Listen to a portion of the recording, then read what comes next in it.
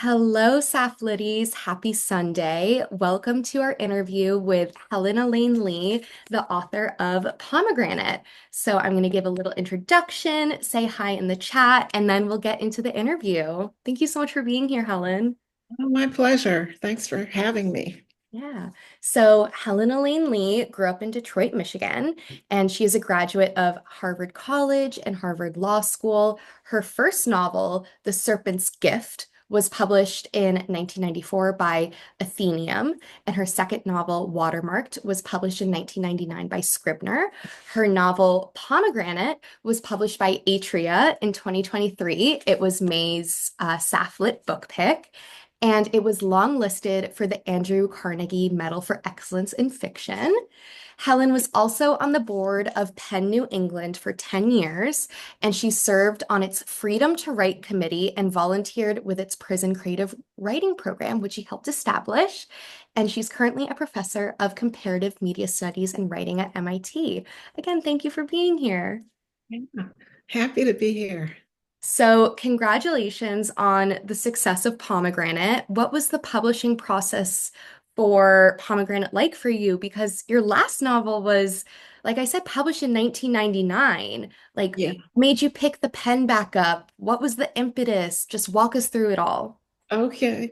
Yeah. So I actually never stopped writing, but I was writing about the lives of imprisoned people, and it is a different moment now, I think, of openness for the hearing those stories and seeing those stories as valid and important to everybody. And so I wrote a really long, complicated novel about 10 people who were incarcerated back.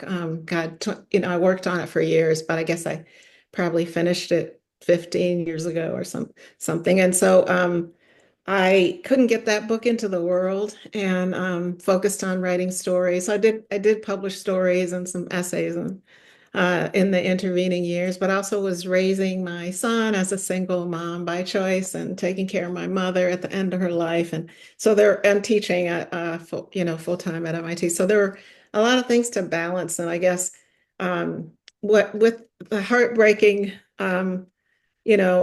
problem of not being able to get that work into the world. I published some stories from that novel and then some stories that weren't about incarceration and then I don't know, a couple things. I sort of had stopped trying, honestly, to get a book into the world, and then some things lined up. I ran into an old friend who's kind of midwife for other writers, and he started talking to me about why don't you try to get something else out there. And I had a couple of half finished manuscripts, and my mother was very sick and at the end of her life, and so I pulled out from that. Life Without was the name of that manuscript about 10 people, and the point of view shifted a lot during that. And so I pulled out the framework of Renita's story from that. She was one of those 10 characters. And it was rudimentary, but I was interested in trying to tell her story, I guess, above all, even more than the other stories in that manuscript. So I threw myself into that, and I went hard at it. Again, it was a different moment. There was a sort of, an openness. I think partly because of Michelle Alexander's book, The New Jim Crow, and books that followed about incarceration. And different.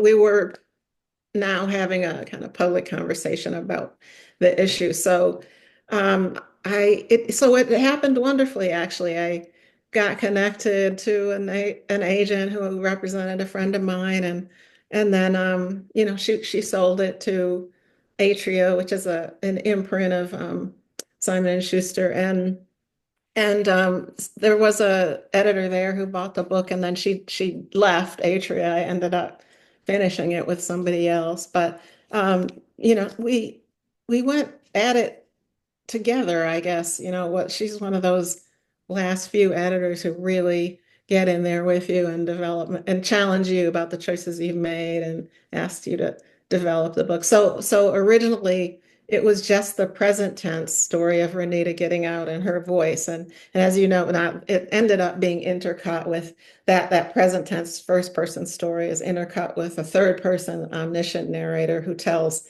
about historical moments, Renita's past that inform the present tense story. And so that editor had that idea. She wanted me to get somehow the history in there, and then I tried that idea and it really worked. And so, it was a lot of work and a lot of editing. And as I tell my students often, there are no great writers, just great revisers. So there was a lot of, it cut a couple of years, 2 more years really of editing, but it was a great experience. And it's been a wonderful experience getting it out there in the world too. So. Awesome. It sounds like you had like a village behind you, like really supporting you through that process. I love that so much. Yeah, yeah, it was good. Yeah. What about Renita in that original draft? Like, I mean, we fall in love with her in this book. What do you love about Renita from that draft, and what made you pick out her story specifically? Yeah, well, it's a common story, I think, of I guess one of the stories I wanted to tell earlier, and then with Pomegranate, was the way that pain and trauma pave the way to addiction, and the way that addiction paves the way to incarceration. And in fact, data supports that being a really powerful common story. So I think, a 216 Vera Institute of Justice study found that 86% of incarcerated women had experienced sexual violence, and like 82% had struggled with addiction, and 80% were mothers. So I wanted to tell some stories that were common in people's lives, but then, of course, make her an individual so that you feel it and care about her. And that seems, when people write to me about the book, that's the most common thing people say, is that they were so worried about her, or they cared so much about her. So I think that original manuscript, as I said, the point of view shifted a lot. I think it was hard to care about one character when hear about somebody, then you'd be on to somebody else. As I look back on it, that was one of the challenges or weaknesses of that novel. But I guess I always had the sense that people would care about Renata's story. I wanted to tell a queer love story, and Maxine was always in Renata's story, even in its earlier iteration. And I guess, I think about there's so many ways to talk about what a book's about, but thematically anyway, I think of Pomegranate as, I mean, it's a journey of healing and self-acceptance and autonomy, but it's also, I think, about loss and possibility, or loss and abundance, and I think one thing I wanted to illuminate, I guess, is the possibility, even in this context of deprivation and captivity and oppressive state authority, there is the possibility of love being a transformative force, and the possibility of two women loving each other, and that being a force, and two Black women being a force. So it was a way to, talk about some things I care a lot about, but also a way to express that overarching theme of, what's healing, what is destructive, and all the things we as humans, but especially Black women, are dealing with, that are wounding, and but also ask the question of what is healing, and also to have that be grounded in Black community and history, and I think one way I've talked about my choices about creating Renita on the page, as I've talked about the book, is that I wanted her to make it, have the chance of making it. And so I needed to give her the resources she would be able to draw on, and Maxine, love is one, but also Maxine imparts certain things to her, but I wanted it to be a relationship of exchange, and I think the chapter where they talk about the relative merits of fiction and nonfiction was one place where I was trying to show that how each bring something to the relationship and help each other expand, their understanding. But Maxine also has this, the political lens, the kind of Black liberatory feminist, politics angle of vision that I think Renita has that too. They share it, but she develops that in her, and then her imagination, and those are some of the resources. Reading is another one, and Renita's deep attunement to nature. So she's got all these things to work with as well as her Music and father's. dance Yeah. and I mean like the spoken word like yeah, amazing. I love that so much. Oh, I love Maxine. We're gonna get to Maxine. And Okay. you mentioned that so first draft it was only first person and Yeah. then you had this wonderful editor who challenged you to kind of develop that third person Yeah. perspective and with my personal understanding of trauma and addiction, I found that third person choice to be so powerful because it's a disassociative perspective as well. And Mm, in the present day chapters, you really see Renita like trying to ground herself and be right. present and find herself in that authenticity and what she wants and needs. And then when you look at the past, you kind of see all of the coping and all of the ways that she was disconnected from herself and her body. Um, Right. so I personally love that choice for that reason. But can you share a bit more about that third person and Yeah. that process was switching between the two, or were they completely separate when you Yeah. yeah, just share more.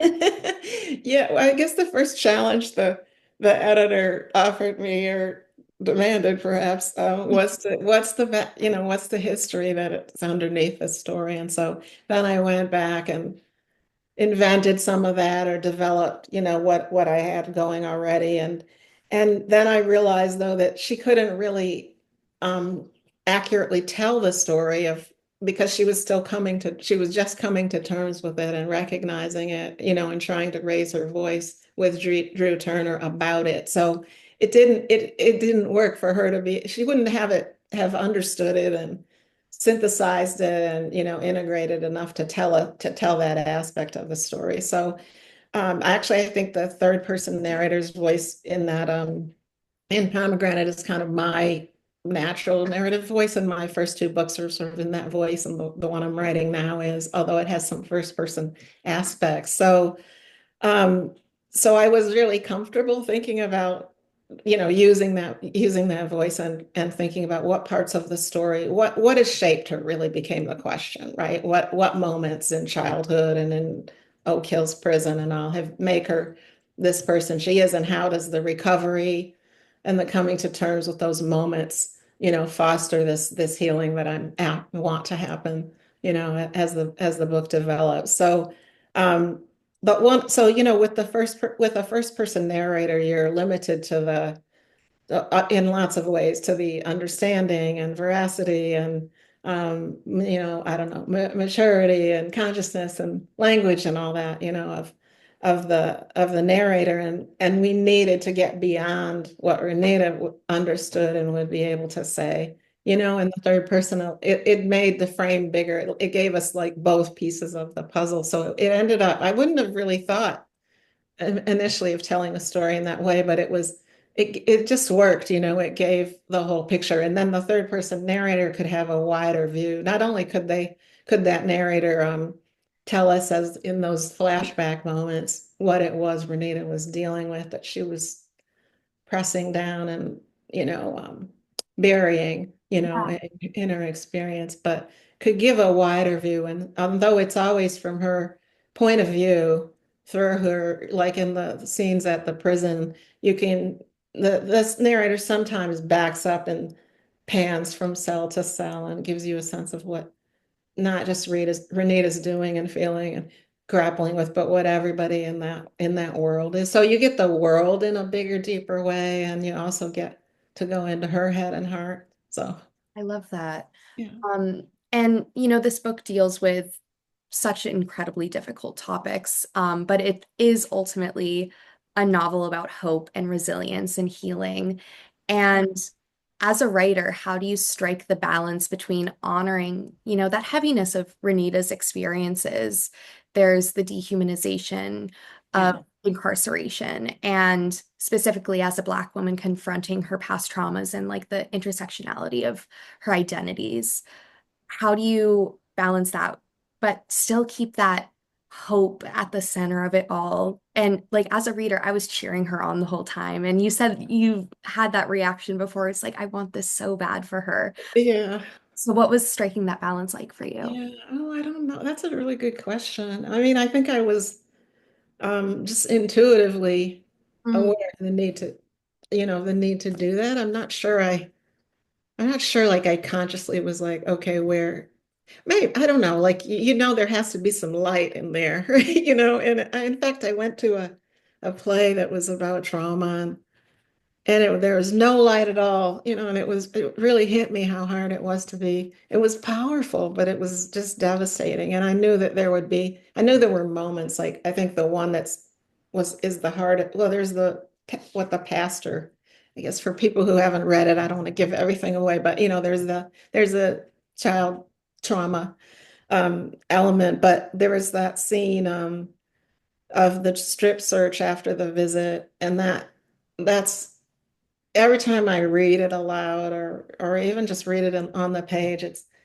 to myself, it feels devastating. And so like I guess I did know that like after I'd done that to the reader, I had to follow that with something that I know I maybe as a avid reader and a teacher of writing, I'm just attuned to these things. You like the main thing is you want people to keep reading. To care is one way you get them to keep reading, but also you can't completely flatten them, in every chapter. So maybe just intuitively, and because I think it is about both um, pain and hope or loss and possibility. I was trying to thread both of those things through the novel. So, when you're a writer too, so you know that when people ask you like, how did you do that or how did you come up with that and you kind of are like, I don't know. I don't know, I just did it. Well, Some of it is I love that it mysterious. felt intuitive. Yeah, Yeah, yeah. absolutely. You got to keep picking both Renita and the reader and yourself as you're writing it back up. Oh yeah, I mean there were some really hard moments of Yes. writing it. And actually in that earlier novel, because there was very little, maybe this is another reason I could understand the importance of doing that was of the light, getting the light in is because in that earlier novel, I don't think there was hardly any light. And my son was really young when I was first working on that, and it was too hard actually to just live in, because you're inhabiting the world of the novel with the character. You're living what the characters are living, and yeah, and sometimes it brought up what Renita. There's a lot of me in her too, and what was she was going through. Brought up. I used things of my own experience, which is what you do. I think pull on something that I know about that. Though I haven't ever been locked up and I haven't been addicted to heroin or, I haven't experienced some of the things she has, but I know something about the core, human Yeah. aspect of it. And so to pull on those, yeah, it was pretty How do you tough how do you sometimes. practice self-care while you're writing? Well, I have a real writing, like disciplined writing practice. So, I work every day. I mean, I just retired actually from MIT from teaching. Yeah, from teaching in meetings. Although I will have this small role as a professor post tenure that'll be working with their prison initiative. So, Mm. doing some writing workshops and um, book discussions with women who are incarcerated, maybe on Zoom, now that people have tablets inside of most institutions. So it might be on Zoom and women all over the country. I'm hoping that that might be how it works out. But anyway, I've been on a bunch of leaves too in the last few years. So every day I write every morning. It's the first after I do the New York Times spelling bee, I start writing. That's my way of getting my brain going, I guess. Yeah, no, I need to do the mini spelling bee, Wordle, connections, the Yeah. whole puzzle game, like the entire app, basically. Yeah, before you get going. Yeah. And then I also read the news first, which is probably a bad idea, as bad as dystopia I we're mean, living. right now it's Yeah, boot and a half but every morning. yeah, yeah. So anyway, I think that I think having a structured practice is what allows me to. I think this is also true in terms of faith, like having to go to to make the big leap, imaginative or spiritual or whatever, that to make the transformative leap. I think you have to have a grounding and a structure. So that's how I see the writing practice. Like it's something to come in and out of. Yeah, it's an And enclosed space that you protect right, and you can step in and you can step out. Yeah, right. I love that. One of the main plot drivers of the story is Renita trying to regain custody of her children. And as a reader, I fell in love with Amara. Um, Yeah. she challenges Renita. She reminds Renita of all the ways she's been forced to grow up really fast. Um, Yeah. but as we see Renita healing, we also kind of see Amara falling back into being comfortable with being a kid again. Uh, Yeah. and how do you see Renita attempting to heal her relationship with her daughter as she's constantly kind of trying to silence the voice of her mother in her head and resenting her mother? Like, what is that kind of intergenerational mother-daughter relationship for you? Yeah, that's another interesting question. Well, I guess first I'll say what is always my impulse in talking about the book is that people assume that I had a mom like that, and I actually had a really loving um, wonderful mother with, there was a lot of intimacy and she was a literature professor and she gave me books to see by and stories. And she was my biggest fan and my anchor and all that. So but I think we're often interested in, as writers, as artists, in what we didn't have, So in thinking about, I mean, I knew that Renita would have these certain challenges or wounds, right? And so one of them I thought was going to be abuse, partly because of the statistics that I shared with you, because that's such a common thread, in women who are in the carceral system or the criminal legal system. So, but then I also thought that maybe there would have to be another layer. And I wanted to talk about some things like, well, how we revisit our inheritances if we aren't able to interrogate them and heal them, So there are some suggestions in there that perhaps they're subtle, which kind of seemed important to me, but that maybe suggests that the mother has her own history of trauma because she's got some discomfort with her body and with physical appetites but I think that's like a common sort of thing, that often happens sadly between mothers and daughters, that passing that down, a sort of shame about the body and about um pleasure.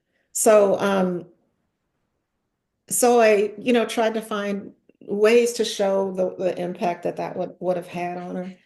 But I also think in a misguided way that's what she does in terms of like that sort of erasure of closing her eyes and emotionally invalidating Renita. It's about her own inability, to live with that complexity, I guess, that she Mm, sees in Renita. And also I think that this idea that communities that have been minoritized and devastated, they often have a narrative of you got to be hard and strong, and there's no room for softness because the world is not.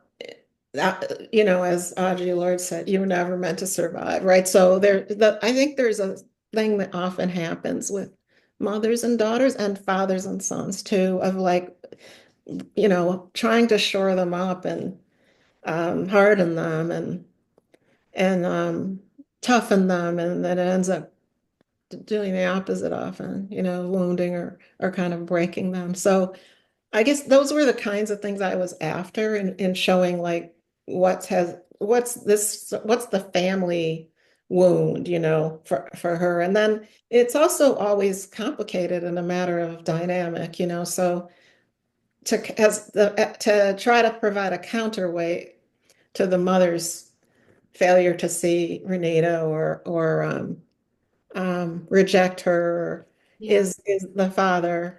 say, I think Renita says, that her mother said no and her father said yes way too often, right? So he's one of the resources though that she has to draw on, the giving developing her love of nature with the garden that they grow, but also I think imparting the that kind of intellectual curiosity through the encyclopedia dives. And then, of course, in the opening preface, if you want to think of it that way, which does function as kind of a thematic lens through which to read the novel, he gives the gift of the pomegranate, this gift of possibility, what's underneath the seemingly ordinary surface, the wonder that's there, so he gives her these incredible gifts. So I'm not diminishing any of that, but he can't really draw a line because he's trying so hard to Yeah. act as a counterweight to the mothers.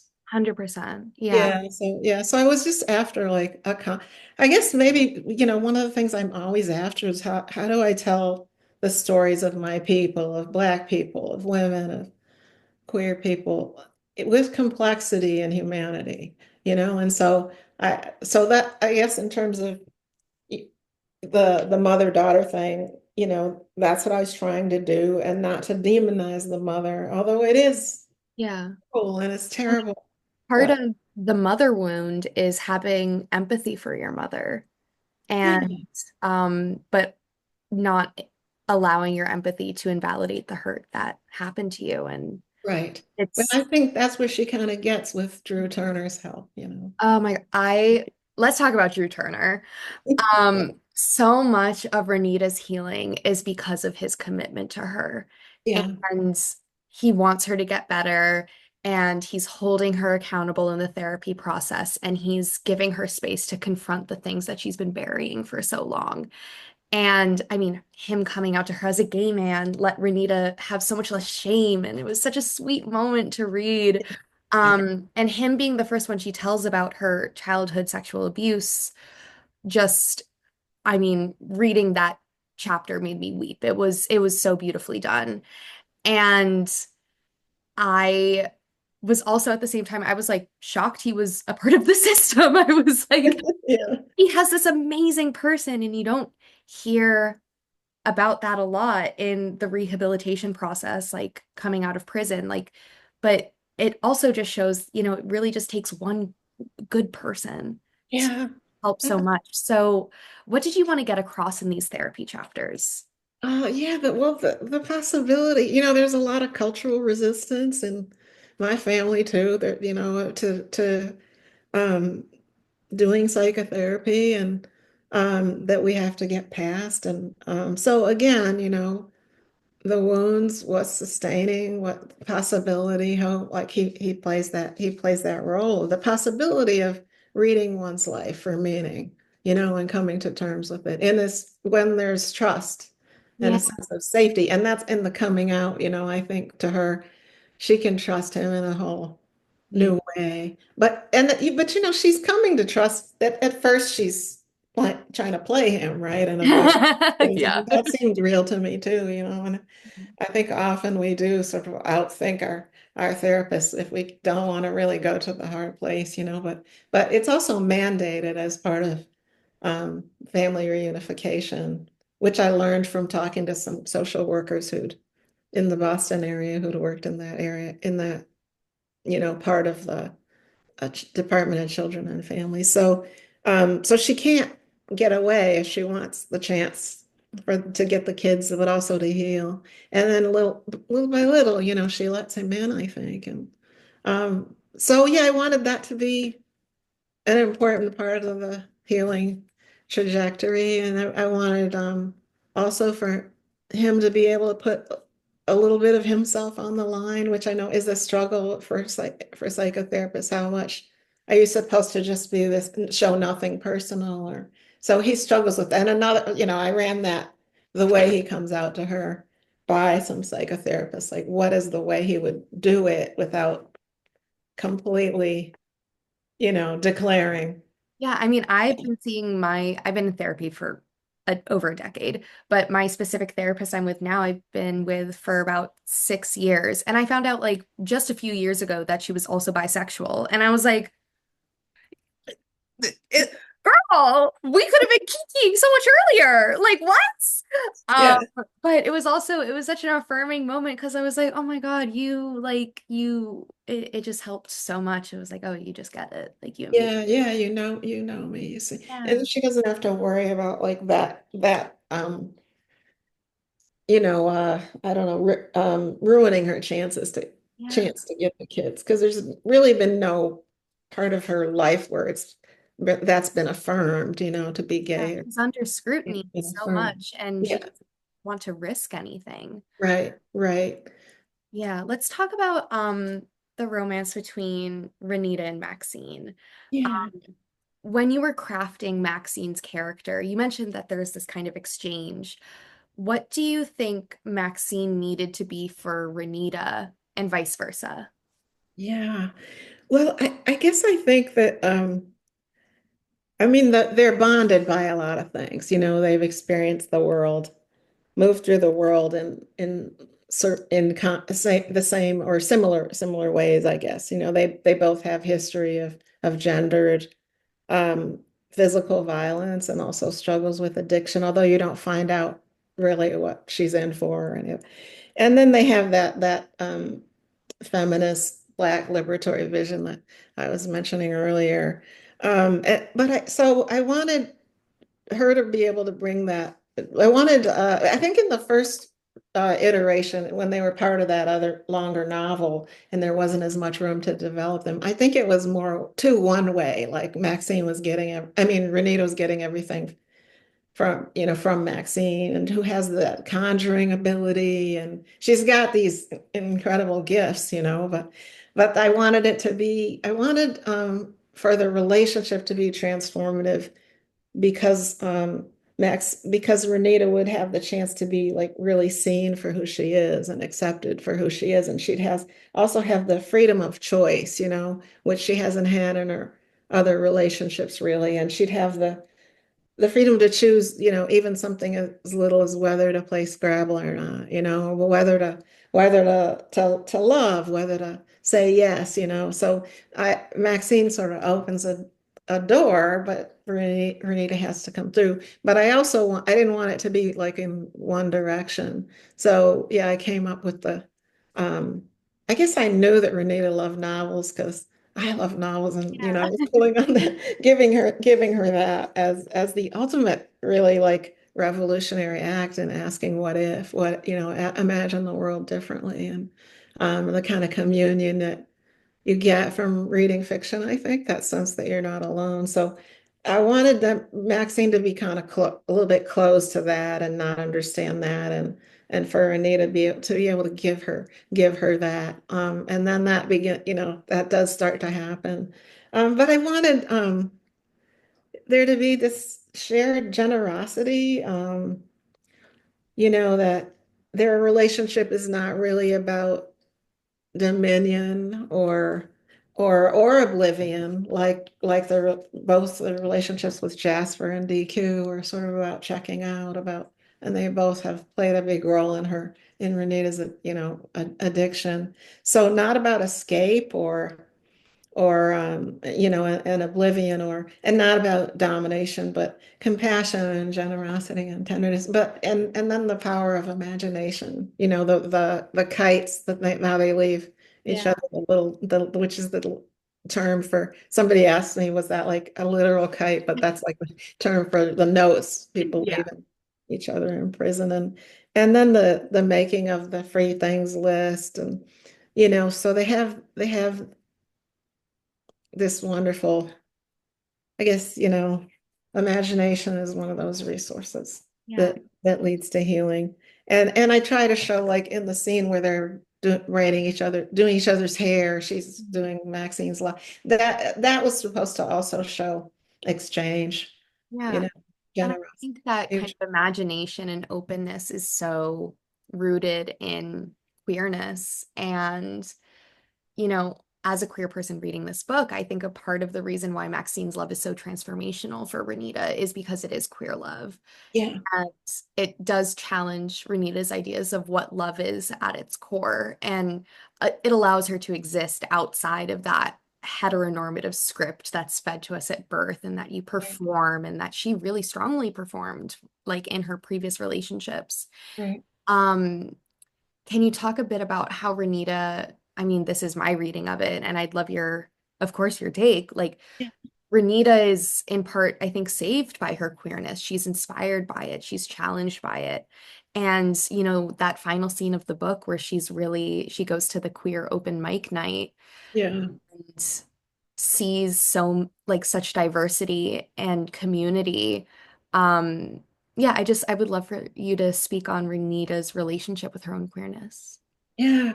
Well, I guess it's, she's in undergoing a struggle, a journey to love herself and for in her complexity and in all of her all the different aspects of herself, to embrace her full story.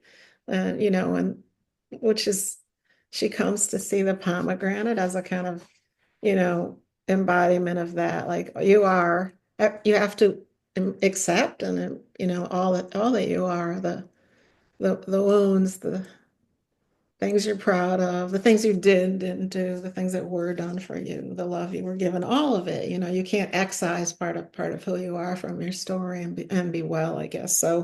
Um, so her going to the open mic is a process. First she gets a little notice and hides it, and then she goes and she can't go in, and then she finally goes and tells her story. So, it's awesome. I guess maybe the most fundamental resource is story, right? Our own stories and our acceptance and, pulling of the threads of them together. And is able to do that with Drew Turner and tell the dark parts, the most devastated parts of herself, but it's the wholeness, I guess, that she's after. And that's the ultimate triumph, I guess, is she just tells the little story, which it makes the novel circular about getting the pomegranate, but she sees it, what it means now. She sees it differently now in terms of wholeness. So, I mean, accepting her queerness, especially with the church going family context that rejects that or erases it, or and the fear that this auntie who's been there for her and has been an instrument of healing also, Auntie Jessie, that the telling her will mean she'll lose Auntie Jessie, and then I think that decision to let Jessie love her and know her both because she loves her, but so I don't know, what is it? I guess I'm trying to raise questions like, what does it mean to be known and seen? What does that entail? What does that cost? What does that also get you? So it's one of a bunch of struggles, but I think you're right. I think the power of that love between women, that intimacy that women have together, and then Maxine as she's a warrior. That's and she's, this is who I am out loud. She says it with her body and the way she moves through the world, right? And I think a big thing Renita has to get past also is she feels like if I had Maxine with me, I'd be able to enter the open mic, but she's got to do that on her own, So I think some people said to me, why did they, couldn't she end up with Maxine, or does she end up with Maxine? And I'm like, I mean, I do happen to think when Maxine gets out, that they would certainly try to be together, Yeah. but and that would be a struggle too, because that love is a struggle, like, in the Baldwin sense, it's not some easy sentimental thing, but she has to, I guess in terms of the acceptance of her queerness, Maxine is again a doorway, but she's got to go through there and on her own. Yeah, 100%. Oh, I love that. Yeah, she needs to be comfortable with it outside of her relationship with Maxine. And Right. that separation, I guess, though heartbreaking and, a struggle, it was essential to her, like being comfortable with being known. Yeah, in all of all the ways we, Yeah. it's hard to be known. Yeah. And I love what you said about I mean, like with the pomegranate, you can't excise parts of yourself and still be whole and still like you are a sum of what has happened to you. And I think part of like my healing process and like my therapy is, not like recognizing that the traumas and like the negative experiences allowed me to connect with other people more deeply. And I think her seeing like, the community that is behind her and like how she can use her experiences to have a deeper empathy and a deeper understanding and connect with other people. Like that was, I just loved that part as well. Yeah, yeah, yeah. Yeah, I mean, I'm probably like everything I am. I've often felt like everything I am and know about the world, as a now middle-aged person now, has done a lot of living, as is in that book. Like it's how I understand things. It's my model of the world, which I Looks guess like 85. Oh, Oh, great. sorry about that. yeah, no worries. But what was I gonna say that oh, belonging. Yeah, I think well, another one of those resources people need to make it, through addiction and reentry and all that is community, I think. And so there was a kind of complex off and on community inside of the women, and she's had that a sense of community in some other ways and at meetings and with her family. And but yeah, I think there I wanted to give her the possibility of that, those people who come to the open mic being a new force of community for her. 100%. Yeah. Um, so I love you've talked a lot about the pomegranate. Of course, I mean it's on the cover, it's the Yeah. title, it's in the preface, it's in the last chapter, it's throughout like her relationship with her father and that memory. So why a pomegranate? Tell me. So I had a friend, she's no longer in this world, but she was incarcerated. And one of the first things I did, so this is like, God, when I don't know, 23 or 4 years ago, when I wanted to write something about incarceration. And my dad was a criminal defense lawyer who kind of embedded in me, I think, a concern about people in the criminal legal system, and they weren't elsewhere abstract to me, Um, so, uh, so I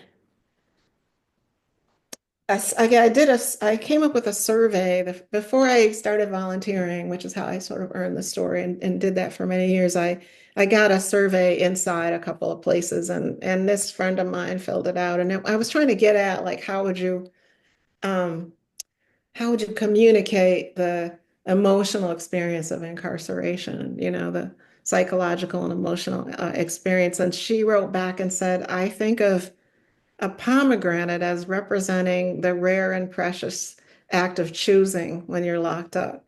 And she said I could have that to work with it, And yeah, I didn't have a shape of a novel or anything at that point. I just had like that sort of symbol. So that's what I started with.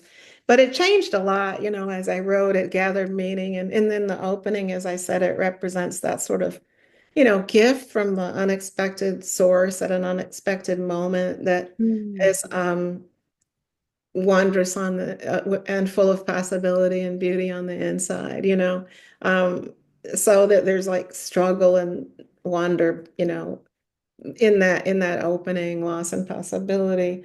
Um, and then to sort of plant the idea of it being a heart that I pick up on at the end. She said it looked like that when she opened it up. It looked like a heart with chambers, and so then it had that meaning, of that that sometimes we are gifted with the thing we need, and it's within us, it's between us, it's around us in terms of nature. These gifts belong to us, and if we through claiming them, we can recover these other parts of ourselves, the powers of our bodies and our voices that are often lost along the way.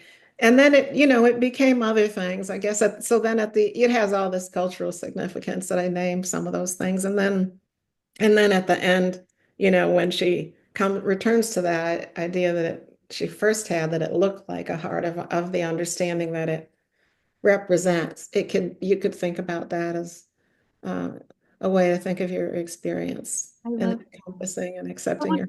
I mean, it's such a beautiful metaphor and such a beautiful way to honor your friend. I love that so much. Thank you for sharing that. Yeah, Is there a reaction from a reader of Pomegranate that stood out to you? I guess just that people saying, I was so worried about her.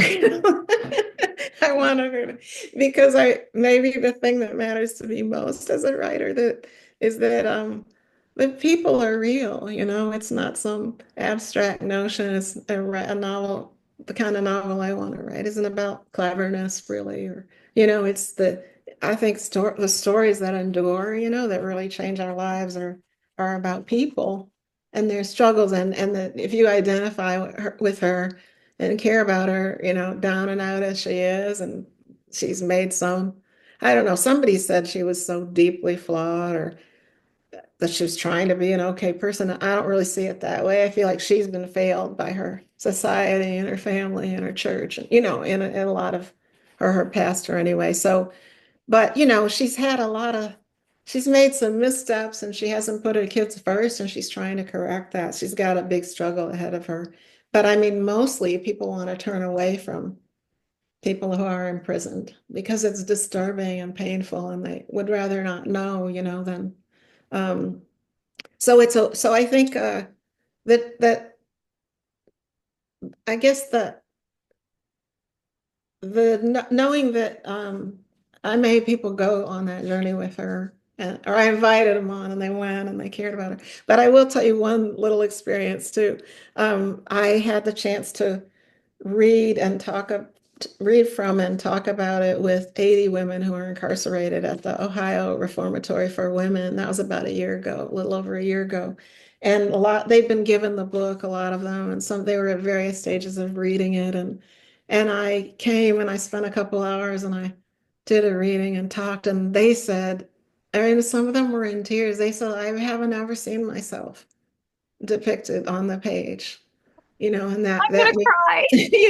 so that was, I mean, that's the most powerful reaction I've had, was that because I also wondered, there is this notion these days that you can't write about something you haven't experienced, which is absurd because that's a fiction writer's job, to imagine other, but there is a way of doing that feels appropriative, I think, and I very much didn't want to take people's stories and especially for incarcerated people who've experienced so much violation and dehumanization. I didn't want to like add to that. So to know that, for these women anyway, that they felt seen, they felt like I, you know, told their stories was, I mean, I'll cherish that forever. Oh my God. That Michaela in the chat said, "Oh man, that makes me want to cry. What a gift you've given them." Yeah, what a gift you've given them. That's beautiful. Thank you for sharing that.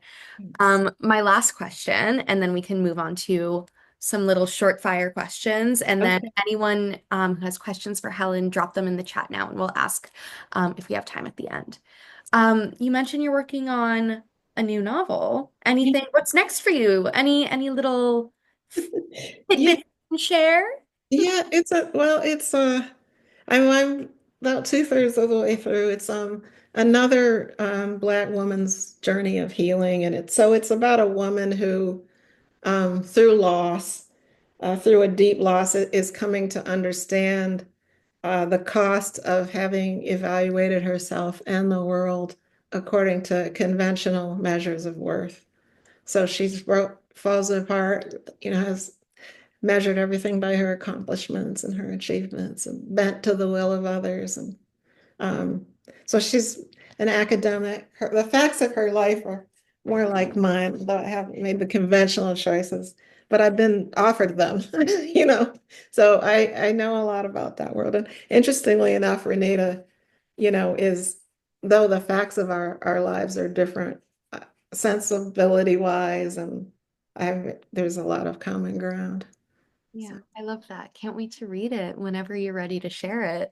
All right, short questions, short answers, but feel free. I'm long-winded though, you can already tell that. So I don't know that I'm gonna Also, go. checking in time-wise, do we have a hard stop at 2 No, p.m. we don't. or we can We go a don't. little over? All right, Yeah. wonderful.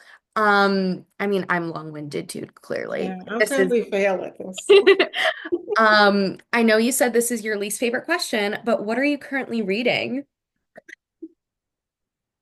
Well, I can tell you two things I Beautiful. just read that I like a lot.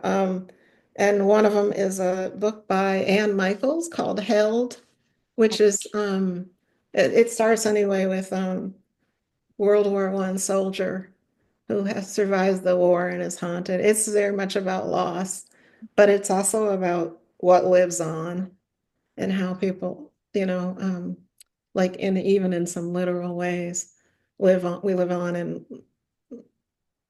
through our lines, our hereditary lines and we live on in love through love and through our stories and maybe like in it's something about it, it's really about the metaphysical interconnectedness of everything, nature and people's lives. So I love that book. And I also just read um, uh, the book of Form and Emptiness.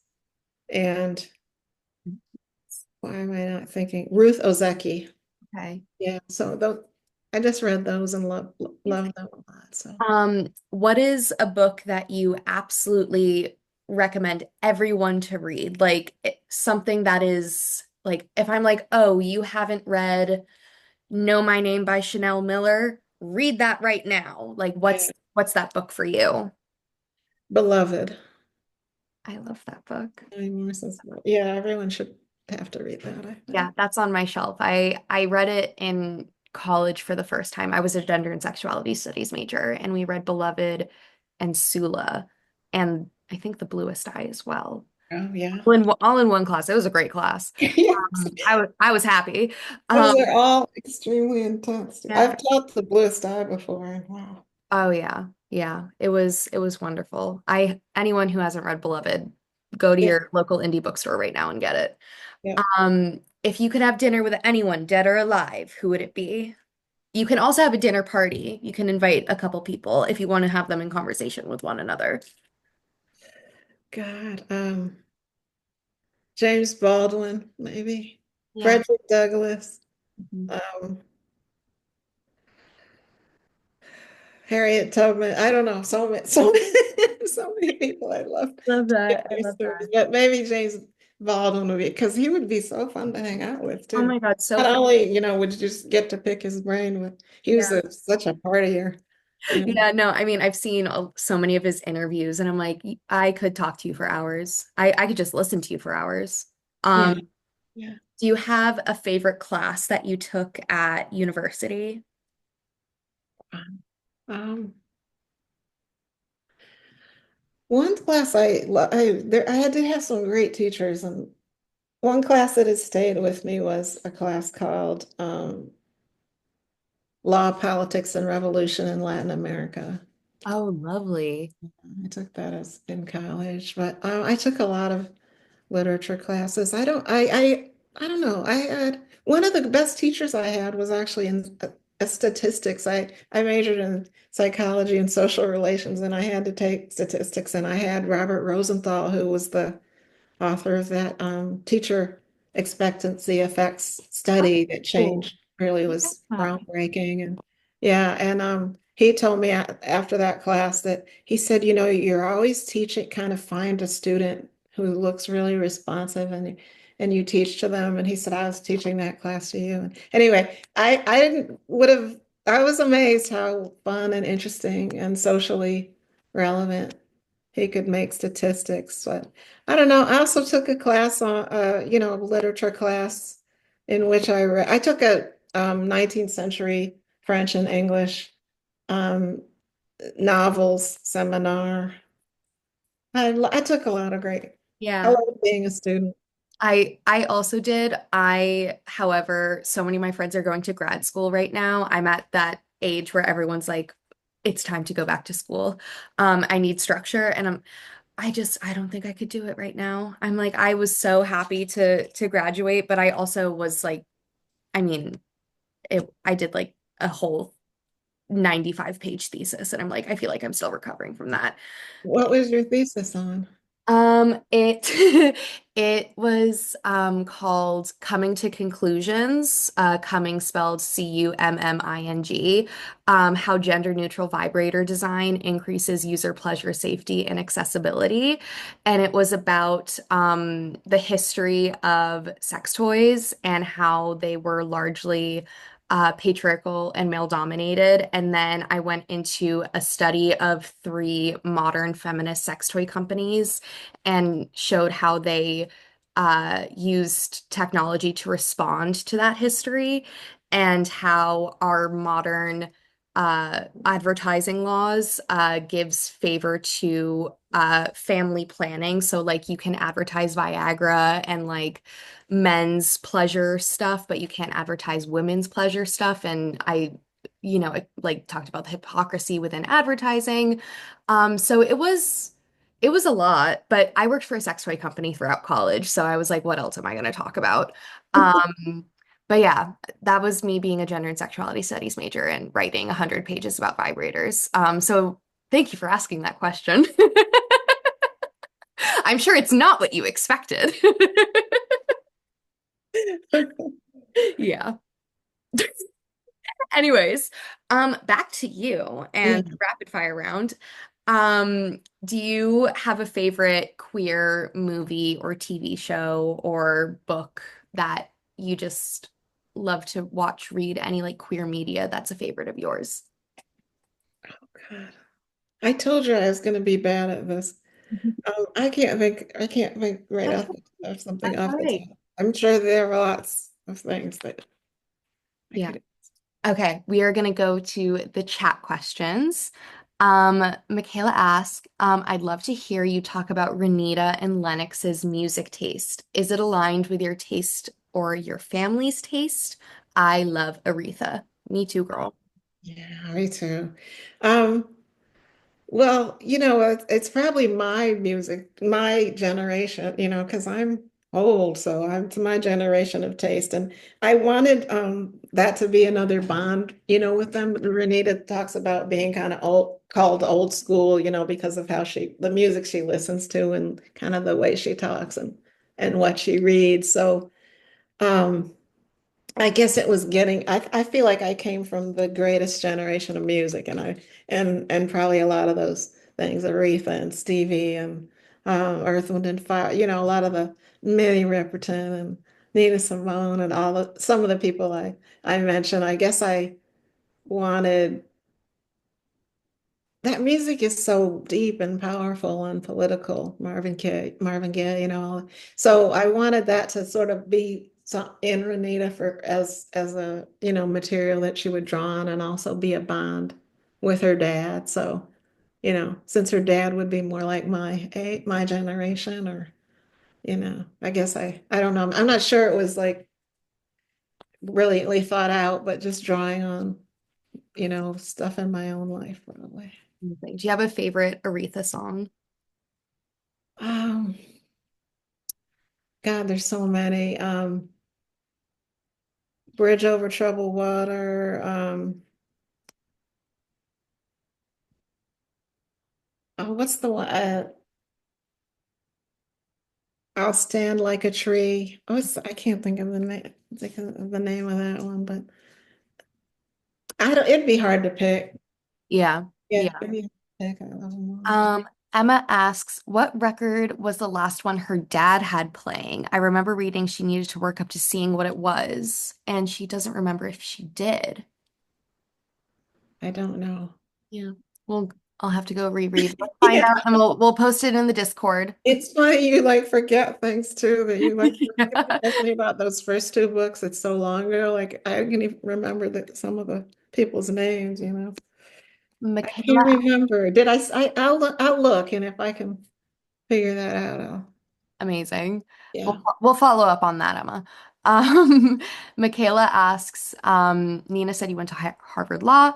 I would like to hear how telling incarcerated people's story became your passion and how studying or practicing law has played a role. Did you work within the criminal justice or child welfare system at all? Um, I did not work in the criminal justice system, no, but as I said, my dad was a criminal defense lawyer, and I think so people who were locked up or in the criminal legal system weren't invisible to me. I think my understanding was that they were part of our people, and I had a responsibility to them and to see them and to help her. And so, I think a couple things that he instilled, just the belief that everybody has a important and complicated story, worth telling. And as I said, my mom read to me and gave me literature to see by. So those two things come together in this novel. Also, I think I understood his work as a declaration of a certain politics and an understanding that, not everybody grows up with opportunities or choices or resources, and justice is a fiction for some of us. And so all those things were in me, I guess, making me want to write something about incarceration. And then, because of the mass incarceration we've been living with, it felt like even more of a matter of urgency. So, um, and though they weren't invisible to me, I didn't, as I said, I hadn't been locked up, so I began volunteering to sort of earn that story is how I think about it. And I volunteered for, I guess, 17 years off and on at various places. Like the first experience I had was on an experimental therapeutic community at the Suffolk County House of Correction. So that's where people serve up to 2.5 years. And this was a whole unit dedicated to people who'd been in and out and in and out, addiction at the root of most of them. And that was a men's unit. And it was hard to get in to volunteer because knowing you were a writer, administrations often didn't want to let you in so that because you might write an expose. So I found that I got in as a way to volunteer, and I did these storytelling workshops, and then someone else taught meditation, and someone taught changing lives through literature. They put on Hamlet, and then life skills and all kinds of, all day long. The men on that unit were doing this program, and that was my contribution to the program. And then I met some people there that led to going to Bay State, which was a medium security prison, and that's where I went all those years. And then first I went through a Houses of Healing group, which is like a 12-step emotional literacy program that kind of took root in prisons all over the country and originated here, though. And I got to know the people who worked there at the Lionheart Foundation, which runs that. And then was able to start a more structured, like a real creative writing program we had a lot of different volunteers. That ran for 8 years through Penn, New England. That was great. That was a great experience. And then that prison closed and those men were dispersed to Mm. different prisons. And then Penn, New England fell apart. And so I stopped doing that. But so I have this chance to do something similar again now that I'm going to be a professor post tenure. But also recently, quite a few of those men I knew over those years are out now, and I have been in touch with them, and we have talked about maybe starting some kind of group or I- creative writing group. Yeah, that would be great. Yeah. Well, that was the last chat question. Is there anything else you want to share or say before we end our time together? No, I'm just thank you so much for this was a great fun conversation, and I'm grateful to you for inviting me. and all of you who tuned in and for reading my book and for caring about Renita. Thank you so much. It was such a pleasure. And yeah, we will hopefully be reading more of your work soon. And yeah, just appreciate you coming and giving us your time. Thank you so much. So can you send me the chat or preserve that in some way? Or Oh yeah, I can do that right now. I can't ever like look while I'm also talking. Perfect. I'll send that to you over email. Thank you All so much. right. Yeah, thank you so much, Nina. All right. All Bye, right. everyone. Take care.